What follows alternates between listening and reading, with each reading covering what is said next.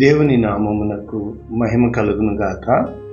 ప్రభువునందు ప్రియులరా, మన ప్రభువు రక్షకుడునైన క్రీస్తు యేసు పరిశుద్ధ నామంలో మీ అందరికీ శుభములు.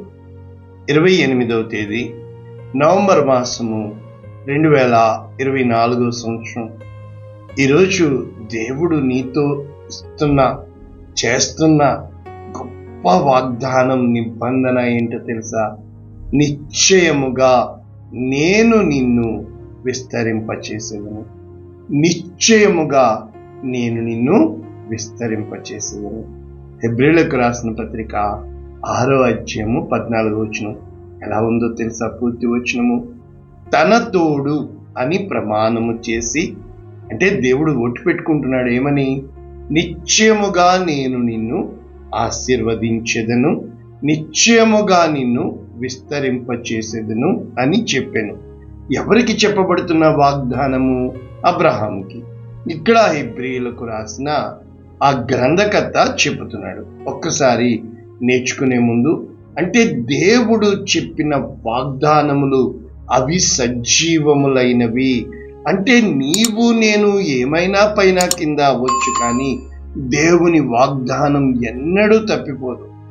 అయితే దేవుని వాగ్దానం పొందుకున్నావా? ఇప్పటి వరకు దేవుని స్వరం విన్నావా? సంపాదించుకున్నావా? ఒక్కసారి ఏంటండి అని అడుగుతావా?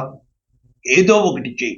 నీ పట్ల దేవునికి కలిగిన ఉద్దేశము, ప్రణాళిక, సంకల్పము, దేవుని చిత్తము తెలుసుకోవడానికి ఉపవాసముండు, సహవాసం చేయి, దేవుని వెతుకు.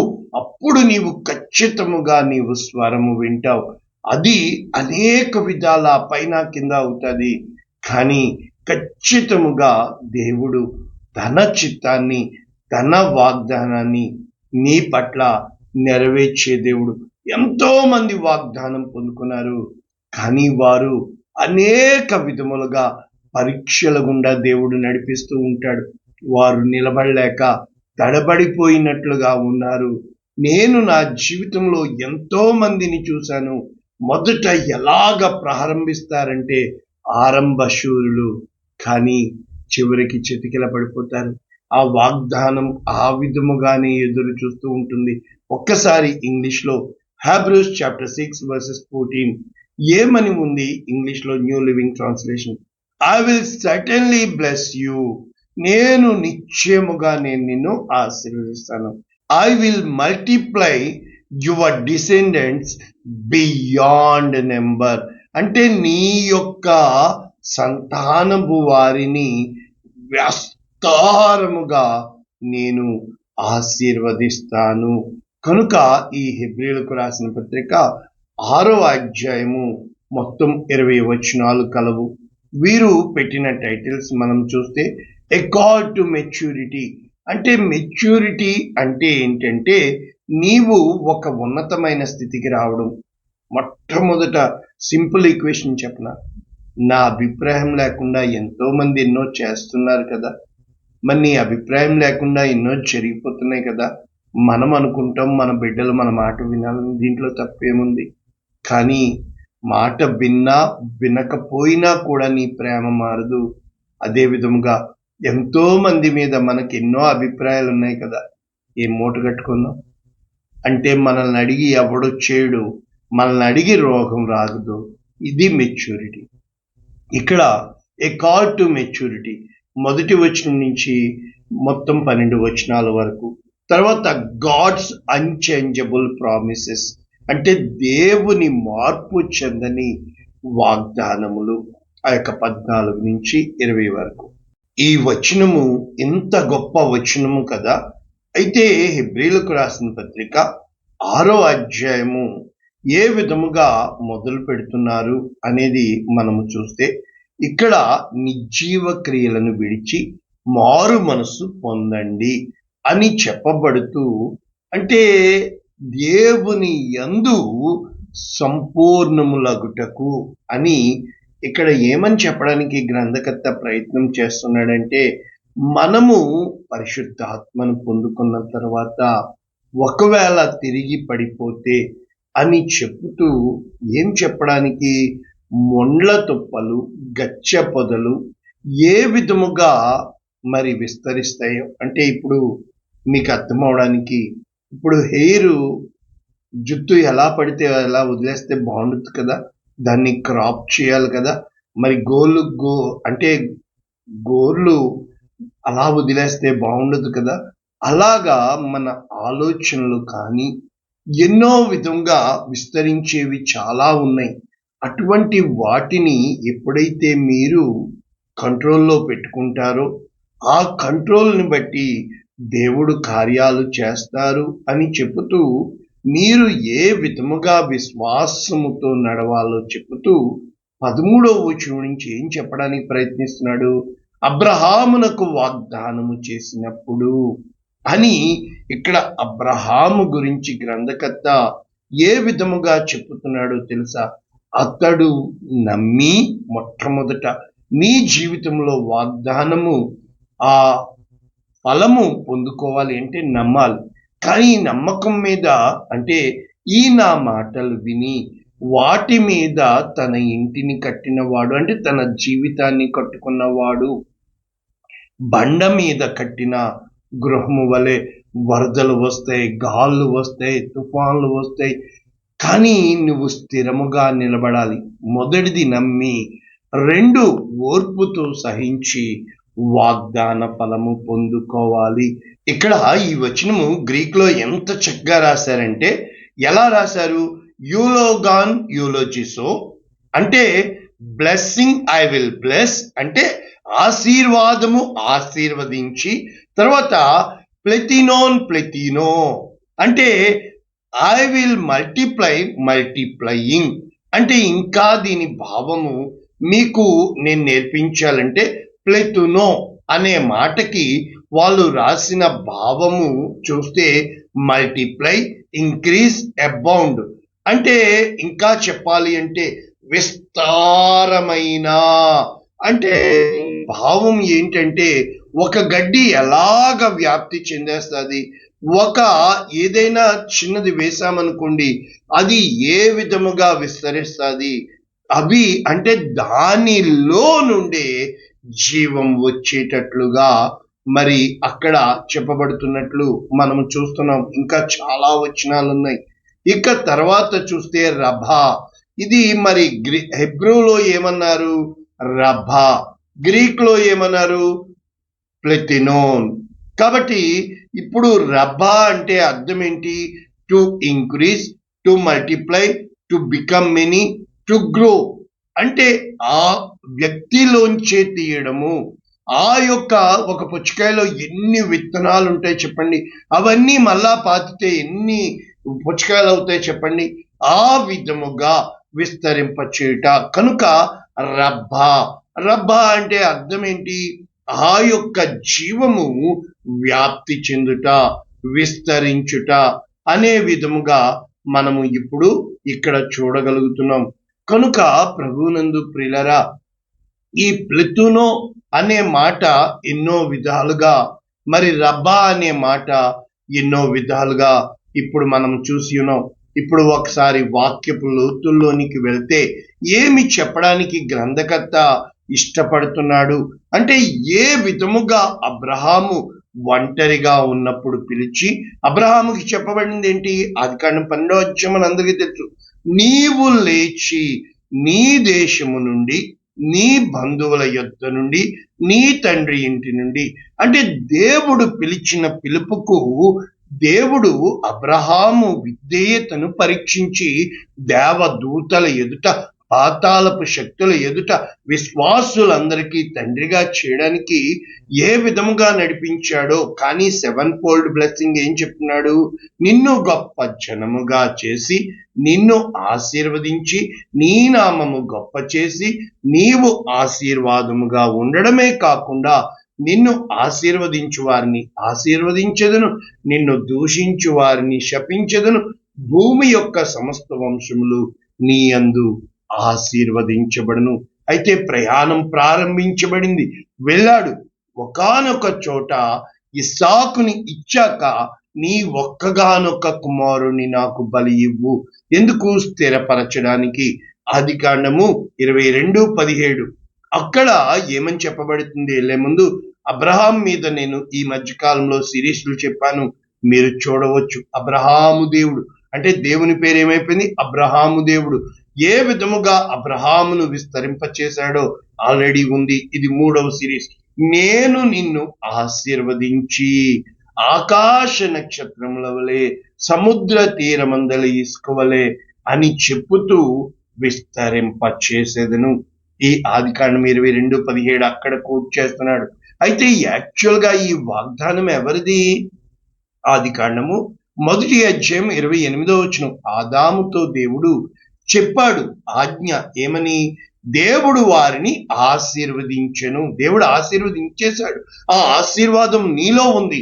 మీరు ఫలించి, అంటే ఫలము నీలోనే ఉంది, అభివృద్ధి పొంది విస్తరించి భూమిని నిండించి దానిని లోపరుచుకునుడి.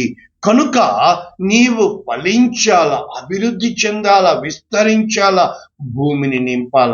అయితే ఎప్పుడైతే ఆదాము తాకట్టు పెట్టేశాడో, ఏ విధముగా శత్రువు చేతికి అప్పగించేశాడో, దేవుని చిత్తములో పడిపోయాడో, ఇతనిలో ఎన్నో వచ్చేసిన శరీర కార్యాలు. అంటే మంటి నుంచి తీయబడిన ఆదాములో ఆ జీవ వాయువుని ఊది జీవాత్మగా జీవించే ప్రాణిగా చేసి జీవాన్ని తీసిన దేవుడు ఆదాము జీవాన్ని ఇవ్వాలి, కానీ మరణాన్ని పొందుకున్నాడు. ఎప్పుడైతే అవ్వమ్మ జీవము గల ప్రతి వానికి తల్లి, అవ్వలో జీవాన్ని పెట్టాడు, ఆదాములో మరణం ప్రవేశించింది, ఆదాము చనిపోయాడు. ఇది సైకిల్. అంటే మనము ఇప్పుడు నేను ఉన్నాను, నా తల్లిదండ్రులు చనిపోతారు, నా బిడ్డలు పెద్దవారవుతున్నారు, నేను చనిపోతాను. అంటే మరణము దేవుడు సృష్టిలో చేయలేదు, కానీ మరణము పాపము అంటే ఏంటో తెలుసా? దేవునికి వ్యతిరేకము. పాపము దేవుడు చేయలేదు, కానీ పాపము అంటే ఏంటంటే దేవునికి వ్యతిరేకముగా చేయుట. దాని వలన రోగము, దాని వలన శాపము, దాని వలన సమాధానము లేని స్థితి ఎన్నో ఉన్నాయి. కాబట్టి ఈ మట్టిలో ఏమీ లేదు, కానీ మహిమతో నింపిన దేవుణ్ణి ఎప్పుడైతే తిరిగి మన మనైపోతున్న దేహము కోసము కాక ఆత్మని మహిమ వస్త్రాల్ని ధరించే వారముగా మనము ఉంటామో, అంటే ఎబ్బేజు ఏమని ప్రార్థిస్తాడంటే, దినవృత్తాంతంలో 1వ గ్రంథము 4వ అధ్యాయం 9వ వచనం, వేదన పడి ఇతని కంటిని అని చెప్పి ఎబ్బేజు అంటే దుఃఖపుత్రుడు. అయితే ఎబ్బేజు ఏమని ప్రార్థన చేశాడు? నిశ్చయముగా నీవు నన్ను ఆశీర్వదించి నా సరిహద్దును విశాలపరిచి నీ చెయ్యి నాకు తోడుగా ఉండ దయచేసి కీడు రాకుండా దానిలో నుండి నన్ను తప్పించుము. 4 ఈ విధముగా మనం చేయాలి. 1 ఆశీర్వదించి, 2 సరిహద్దును విశాలపరిచి కీడు రాకుండా తప్పించి దేవుడు నిన్ను నన్ను ఆశీర్వదించాలి అని మనము, ఆయన మనకు తోడుగా ఉండాలి అని చెప్పి ప్రార్థించాలి. అందుకనే మన యొక్క తీర్మానాలు, మన యొక్క మాటలు, ప్రతి వ్యక్తిని కూడా దేవుడు పరీక్షిస్తాడు. పరీక్షించకుండా ఏమీ జరగదు. అవి శ్రమలు అని అనుకోకండి, దేవుడు నిన్ను పుటము వేస్తాడు. అందుకనే సామెతలు 27వ అధ్యాయం మనందరికీ తెలుసు. ఏమని? 21వ వచనం, మోస చేత వెండి, కొలిమి చేత బంగారము, తాను పొందిన కీర్తి చేత నరుని పరిశోధించవచ్చును. కనుక ప్రభునందు ప్రియులారా, దేవుడు నీకు పేరుని ఇస్తాడు. ఆ పేరుని బట్టి నీవు ఏ విధముగా మరి కార్యాలు చేస్తున్నావు అన్నది దేవుడు పరీక్షిస్తూ ఉంటాడు. ఎందుకు? సామెతలు 27:17, ఇనుము చేత ఇనుము పదునగును, అలాగే మరి నీవు నీ దగ్గరకు వచ్చిన వారికి మంచి దినాల్ని నేర్పిస్తున్నావా, మంచి మాటలు నేర్పిస్తున్నావా, నీవు కూడా సై సై సై అంటూ లేచిపోతున్నావా? అంటే ప్రభువునందు ప్రియులారా, దేవుని యొక్క వాక్యము ఎంత స్పష్టము అని అంటే, దేవుడు నిన్ను నన్ను ప్రేమించేవాడిగా, దేవుడు నిన్ను నన్ను ఆయన అనేక మందికి ఆశీర్వాదంగా, అంటే ధనము శాశ్వతము కాదు, కిరీటము తరతరములు ఉంటుందా. అయితే ఇప్పుడు అబ్రహాము కుమారుడు ఎవరు మనకు తెలుసు, యేసుక్రీస్తు. ఇక్కడ సామెతలు 29:2 ఏమని చెప్తుందంటే, నీతిమంతులు ప్రబలినప్పుడు ప్రజలు సంతోషిస్తారు, అయితే దుష్టుడు ఏలునప్పుడు ప్రజలు నిట్టూర్పులు విడుస్తారు. అంటే ఒక చోట ఒక విధముగా చెప్తే, ఒక వ్యక్తి మంచి స్కూల్ పెట్టాడు అనుకోండి, బాగా రన్ అయింది అనుకోండి, ఇంకొక స్కూల్ పెడతాడు. అది కూడా బాగా జరిగింది అనుకోండి, ఇంకొక స్కూల్ పెడతాడు. అదే ఒక శత్రువు, అంటే ఒక దుష్టుడు, ఒక చెడ్డవాడు రౌడీగా గ్యాంగ్ రెడీ చేశాడు అనుకోండి, బాగా డబ్బులు వచ్చినాయి అనుకోండి, ఇంకో గ్యాంగ్ రెడీ చేస్తాడు, ఇంకో గ్యాంగ్ రెడీ. అంటే మరి నువ్వు ఏ విధముగా ఉన్నావు?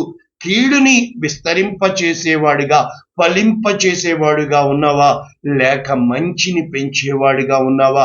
అయితే మంచిని పెంచేవాడిగా ఉన్నవానికి ఒకటి కాదు, రెండు కాదు, ఎన్ని కష్టాల మీద కష్టాలు వస్తాయంటే, అందుకనే కొరింథీయులకు రాసిన 2వ పత్రిక 9వ అధ్యాయం 8వ వచనం, అన్నిటి యందు ఎల్లప్పుడూ మీరు సర్వ సమృద్ధి, అంటే మోర్ దాన్ అబండెన్స్, దేవుని దగ్గర ఉందండి. ఉత్తమమైన ప్రతి కార్యము చేయుటకు సమస్త విధములైన కృప దేవుడు నీ పట్ల విస్తరింప చేయగలడు. అంటే ప్రభువునందు ప్రియులారా, దేవుని యొద్దనే దొరుకుతుంది. దేవుడు మాత్రమే నిన్ను విస్తరింప చేయాలి. ఒక కోడిగుడ్డు ఉందనుకోండి, కొట్టావనుకోండి, నోట్లోకి వెళ్తుంది, ఆమ్లెట్ అవుతుంది. అదే కోడి గుడ్డు లోపల నుంచి జీవం వచ్చిందనుకోండి, కోడి పిల్లలు వస్తాయి. అంటే నీవు బయట నుంచి పగిలిపోతున్నావా, లోపల నుంచి పగులుతున్నావా? నీవు బయట నుంచి పగిలేది ఏంటో తెలుసా? నీ అసూయలు, నీ ఈర్ష్యలు, నీ కోపాలు, నీ తాపాలు, నీ ఫీలింగ్స్, నీ యొక్క ఇవన్నీ కూడా నీవు వాటిని ఎంతవరకు మేపుతావో, ఎంతవరకు మోస్తావో, ఎంతవరకు నిన్ను నీవు సమర్థించుకుంటావో, అది అహాన్ని, నీ సెల్ఫ్ ని, అంటే ప్రాణముతో ఏ విధంగా దావీదు చెప్పుకుంటాడు, నా ప్రాణమా నీవెలా కృంగిపోయి ఉన్నావు, నా ప్రాణమా దేవుడు నిన్ను ఉజ్జీవింప చేయాలి, దేవుడు నీలో జీవము కలుగ చేయాలి. ఏ విధముగా కార్పూసెల్స్ అంటారు. కార్పూసెల్స్ అంటే జీవం ఇచ్చే సెల్ అన్నమాట, అంటే ఒక కణము. ఆ జీవ కణాలు కోట్లు ఉంటాయి. నీలోంచి జీవం విస్తరింప చేయాలి, నీలోంచి మంచి ఫలించాలి, నీలోంచి అనేక మందికి దీవెనకరముగా నీ జీవితము, నా జీవితము ఉండాలంటే ఈరోజు విస్తరింపజేస్తున్నావు. ఎస్, దుష్టులు ప్రబలిపోతున్నారు, చెడుతనము అంటే చెడుతనము చెత్తలా పేరుకుపోతూ ఉంటుంది, మంచితనము మంచులా కరిగిపోతూ ఉంటుంది. ఈరోజు నీవు కరిగిపోతున్నావా, పేరుకుపోతున్నావా? నీకు తెలియదా ఏం కావాలి, ఏమొస్తుంది? దేవుని కోసం నువ్వు బ్రతికినప్పుడు శ్రమ అయినా, వస్త్రహీనత అయినా, కరువైనా, ఖడ్గమైన ఏది నన్ను ఎడబాపదు. ముఖ్యంగా అవమానాలు, నిందలు. దేవుడు నాతో ఉన్నాడు, ఖచ్చితముగా ఆయన నన్ను విస్తరింప చేస్తాడు, ఆయన నన్ను క్రమశిక్షణ పరుస్తున్నాడు, ఆయన నన్ను దీవిస్తున్నాడు. నేను నిత్యముగా నాలో ఉన్నవాడు లోకములో ఉన్నవాని కంటే గొప్పవాడు అని నువ్వు చెప్పగలవా? ప్రభువునందు ప్రేమైన దేవుని బిడ్డ, ఆ రోజున అబ్రహాము నీకులాగా నాకులాగా దూషించబడ్డాడు, ఒంటరి వాడైపోయాడు, ప్రతీదీ కూడా విడిచిపెట్టి వెళ్ళిపోయారు. మరి లోతు వచ్చి గొప్పవాడయ్యాడు, వదిలిపెట్టి పోలేదా? ఆఖరికి నాశనమే మిగలలేదా? ప్రభువునందు ప్రియులారా, మనుషుల మాటలకి విలువలనిస్తే మనం ఎక్కడ బ్రతకగలం? అందరితోనూ మంచి అనిపించుకుంటే మనం ఎక్కడ బ్రతకగలము? నువ్వు పట్టిన నమ్మిన సిద్ధాంతం కోసం నువ్వు నిలబడాలా, నువ్వు ధైర్యం తెచ్చుకోవాలా. శ్రమైనా లోదైనను హింసైనా ఏదైనా ఎదురైనను, ఆ విధముగా నీవు ఎప్పుడైతే నీలో జీవం, నీలో, ఇప్పుడు చూడండి, అగ్ని కొంచెం అనుకోండి మంట, గాలి ఆర్పేస్తుంది. అదే మంట ప్రబలిందనుకోండి, ఇదే గాలి ఇంకా అగ్గికి ఆజ్యం తోడైనట్లు అన్నట్టు ఇంకా ప్రబలిపోతుంది. నీవు దహించు అగ్నిగా, రోషము కలిగిన వాడిగా ఎప్పుడైతే జ్వాలల్లో వెళ్ళినను దేవుడు నాకు తోడుగా ఉన్నాడు. జలములలో వెళ్ళినప్పుడు దేవుడు నాకు, ఇదే ప్రవాహము చిన్నదనుకోండి, గాలికి అది కొట్టుకుపోద్ది. అదే ప్రవాహము ఎక్కువ అనుకోండి, గాలికి ఇంకా జయ్యి జయ్యి జయ్యి లేస్తా ఉంటాను.